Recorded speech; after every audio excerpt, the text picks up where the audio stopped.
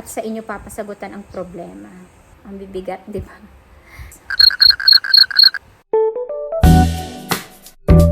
Hi guys! It's me Arlie and welcome back to my channel. Akala ko hanggang part 2 na lang tayo pero ito nga at umabot na tayo ng part 3 dahil may mga nare-receive pa din tayo na comments regarding entreps. Nag-decide ako na gawa na lang siya ng another video para ma-address natin yung iba pang natitirang questions na pumapasok. At kung hindi nyo pa po napapanood ang ating part 1 and part 2, ayan, uploaded din po siya and pwede nyo siyang balikan bago kayo mag-proceed dito kay part 3.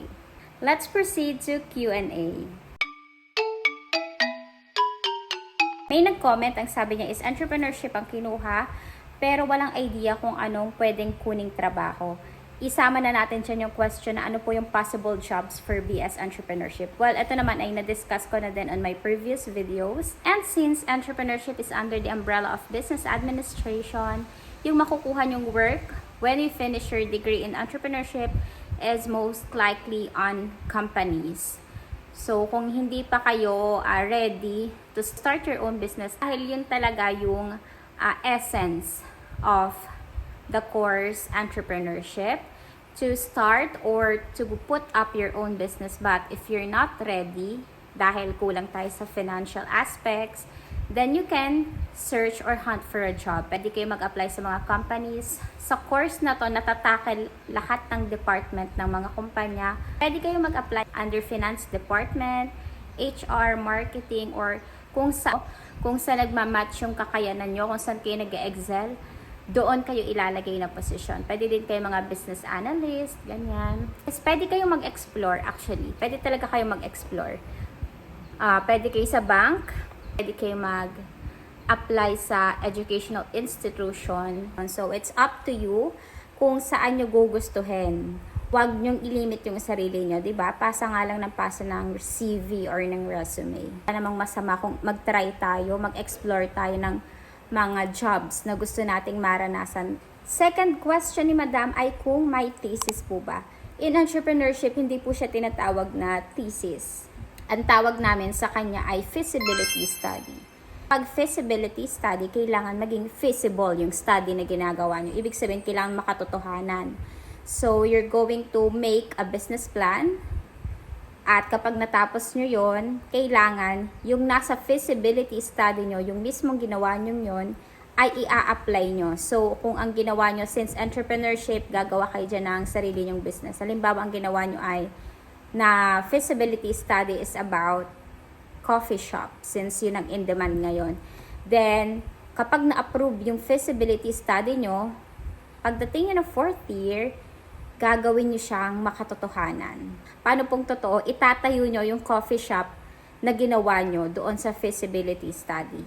You have to prove that your feasibility study is really feasible in the market. Medyo mabigat si feasibility study kasi papatunayan mo talaga siya. And since under ka ng course ng entrep, maglalabas ka talaga ng pera kasi itatayo nyo yung feasibility study na binuo nyo. Next question, ito ay related doon sa nasabi ko last video na nakituro ako for 3 years sa senior high. So, tinatanong ni ma'am kung kumuha ba daw ako ng 18 units. Actually, hindi po ako kumuha ng 18 units. Hindi ko lang alam yung process ngayon. Pero that time, na nag-apply ako as senior high school teacher, hindi na ako pinakuha ng additional units, yung 18 units. Exclusive na ang tinuturuan ko lang ay senior high school. Kasi kapag junior high school pa baba yung gusto mong turuan, doon mo kailangan kumuha ng 18 units kung hindi ka edu graduate. Pero kapag senior high, hindi na nila ako sinabihan na kailangan ko muna mag-take ng 18 units bago ako makapagturo. Hindi ko lang sure kung yun ay applicable pa until now. Kasi ngayon po ay wala na ako sa educational institution. Next question, nadadaanan po ba ang entrep sa BSBA marketing?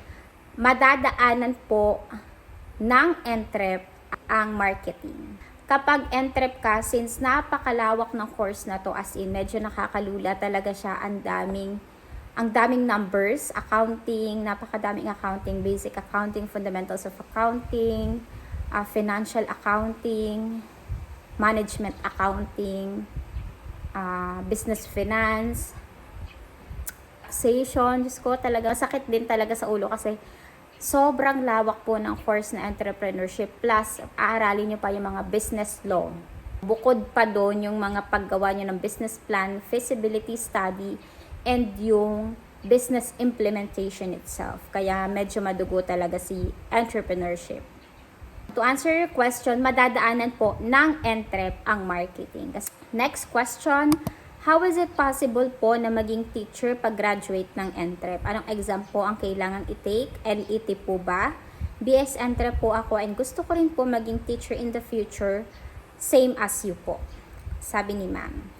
So, how is it possible na maging teacher kung entrep graduate ka na, pwede mag-take ng education units, that is 18 units.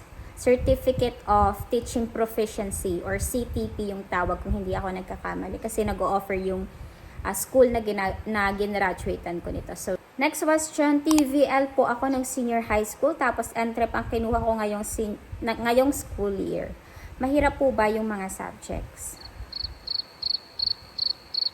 Kung hindi ako nagkakamali, kapag hindi ABM yung kinuha mo, tapos nag-jump ka sa mga courses na sa business course pagdating mo ng college, para may mga iti-take ka na subjects para makahabol ka dun sa mga hindi mo na-take nung senior high ka dahil nga ikaw ay nag-TVL at hindi ABM. So, tinatanong niya kung mahirap yung subjects. Mahirap, pero kaya yan. Kakayanin. Kasi nandyan na. Ayun nga, tulad ng nabanggit ko kanina, medyo napakalawak, diverse yung mga subjects ng entrepreneurship. Nakakaputok ng ulo minsan. Sabi ko nga kanina, yung mga subjects sa entrep, meron tayong mga numbers, math, meron tayong accounting subjects, napakadaming accounting subjects, business law, HBO, yung mga under ng BSBA na major, madadaanan at aaralin din yan lahat. Taxation, finance, ang bibigat, di ba? Tapos, ayun nga, yung mga business planning and business implementation. Mahirap, pero kakayan. Next question, medyo similar din to sa naunang question. YUMS po ang strand ko, pero okay lang po ba mag-take ng BS Entrep? Yes, pwede naman yon. Depende sa school na papasukan mo. But most schools ay hindi naman big deal sa kanila kung hindi nagiging align yung tinake mo ng senior high sa kukunin mong course sa college. But it is very advisable na ang kukunin mo sa senior high ay align doon yung kukunin mong course sa college. So, pwede naman siya. May naging student ako na teacher nila ako sa isang subject. ABM, pero pagdating ng college, nag-medtech siya. So, parang ang alam ko ay may mga tinake lang siya na subjects. Next question, mahirap po ba ang math sa entrep? Tatandaan kong math namin ay first year business math. So, yun talaga yung math. And then, pag dumating na yung mga second sem, tas tumataas na din yung year level nyo, more on analyzing na. Hindi na kayo basta magpa-plus, magma-minus, divide, times, multiplication, or whatsoever. Hindi na ganon. Kasi more on analyzing ang entrep.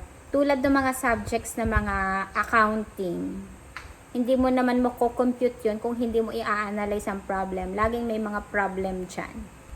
At sa inyo papasagutan ang problema. Ganun yung accounting, hindi siya pure numbers, but problem siya, word problems, and you have to analyze it para ma-solve mo, para makuha mo yung tamang kasagutan. Ganun din sa finance and taxation. Taxation medyo mabigat din sa ulo talaga. Madami talagang numbers ang entrep. From first year to fourth year, hindi kayo mawawala ng subject na may numbers. At may mga na-receive din ako na questions na tuwang-tuwa ako kasi ilang taon na sila pero pumasok pa din sila ng college. Ang napili nilang course ay entrepreneurship. I hope na makatapos po ang lahat. Nakakatuwa kasi yung video natin ay nakakarating sa kung saan-saan. Napakadaming opportunities talaga kapag graduate ka ng entrepreneurship. And ako ang buhay na patunay doon. I hope nasagot natin yung mga katanungan at mas naliwanagan yung mga viewers natin pagdating sa kursong entrepreneurship. Road to 1,000 subscribers na po tayo. I'm so excited. Thank you very much sa mga patuloy na nagsusubscribe at nanonood ng ating videos, nakiki-engage, nagko-comment, nagla-like, and nag-share ng mga videos. Thank you so much po For more videos, don't forget to click the subscribe button, like, and share this video. Till our next one. Bye!